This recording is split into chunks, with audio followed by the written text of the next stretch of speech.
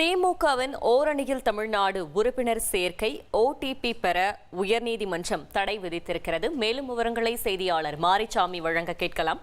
மாரிசாமி, வணக்கம். மேலும் தகவல்கள் என்ன? கடந்த சில நாட்களாக ஓரணியில் தமிழ்நாடு என்ற ஒரு பொதுமக்களிடம் திமுகவினர் ஓரணியில் தமிழ்நாடு என்ற பெயரில் சட்டவிரோதமாக ஆதார் விவரங்களை சேகரிப்பது செய்து கொண்டிருக்கிறார்கள். இது தொடர்பாக மத்திய அரசு மற்றும் ஆதார் தலைமை செயல் அதிகாரி விசாரணை நடத்தி திமுக பொதுச் செயலாளர் மற்றும் மீது சட்டப்படி நடவடிக்கை எடுக்க கோரி மெட்ராஸ் உயர்நீதிமன்ற மதுரை அமர்வில் ஒரு மனுவானது தாக்கல் செய்யப்பட்டது.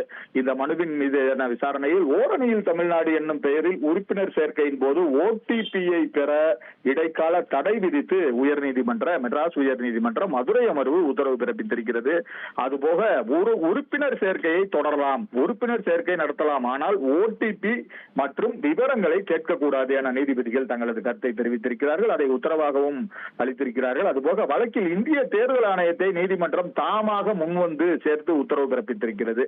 மேலும் டிஜிட்டல் முறையில் தனிநபர் தகவல்களை எவ்வாறு பாதுகாக்கப்படுகிறது என்பது குறித்தும் வழக்கு தொடர்பாகவும் மத்திய மாநில அரசுகள் பதில் மனு தாக்கல் செய்யவும் உத்தரவு பிறப்பிக்கப்பட்டிருக்கிறது. இந்த வழக்கானது சிவகங்கை மாவட்டம் திருப்புவனத்தைச் சேர்ந்த ராஜ்குமார் என்பவர் தொடர்ந்த வழக்கு. உயர்நீதிமன்ற மதுரை அமர்வில் தொடர்ந்த வழக்கு. இந்த மனு நீதிபதிகள் எஸ். எம். சுப்பிரமணியம், மரிய கிளாட் ஆகியோர் அமர்வு முன்பாக விசாரணைக்கு வந்தது. அப்பொழுது மனுதாரர் தரப்பில் ஆஜரான வழக்கறிஞர் ஆதார் எண் உள்ளிட்ட விவரங்கள் கேட்கப்படுகிறது, அதன் அடிப்படையில் வரும் ஓடிபி எண்ணை கேட்கிறார்கள், உறுப்பினர் ஆகவில்லை எனில் மகளிர் உரிமை தொகை போன்ற சலுகைகள் கிடைக்காது என மிரட்டுகிறார்கள் என தெரிவிக்கப்பட்டு அது தொடர்பான வீடியோவும் சமர்ப்பிக்கப்பட்டது.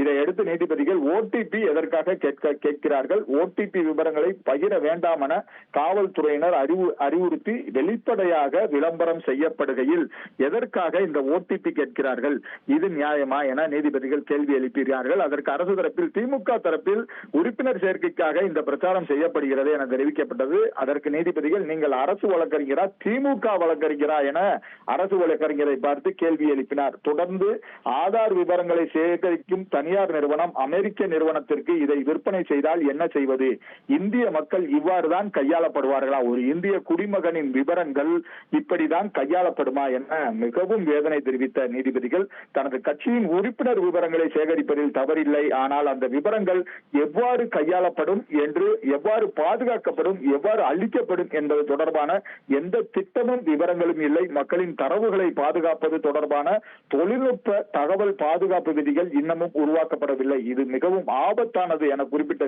நீதிபதிகள்